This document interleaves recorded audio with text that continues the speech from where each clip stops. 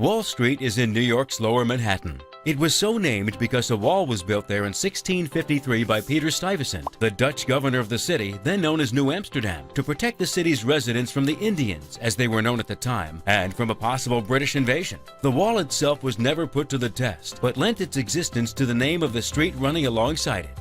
In 1789, to cover debts of the government and its colonies, the first U.S. Congress, via its central bank, issued what were known as treasury bonds to the value of $80 million. These were sold to the general public.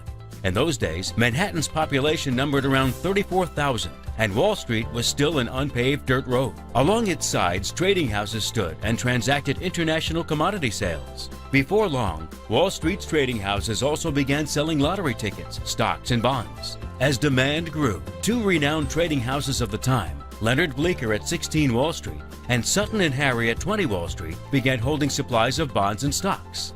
Following the financial credit crisis known as the Panic of 1792, traders decided to institutionalize their activities and establish one place where it would be possible to control and document all transactions. In May of 1792, the traders and market makers signed the Buttonwood Agreement, named such because it took place between the sycamore buttonwood tree that stood outside 68 Wall Street. The agreement saw the formal establishment of the New York Stock Exchange and the setting of standardized trade commissions. The famous New York Stock Exchange, NYSE, edifice was built in 1827 on the corner of Wall Street and Hanover Street.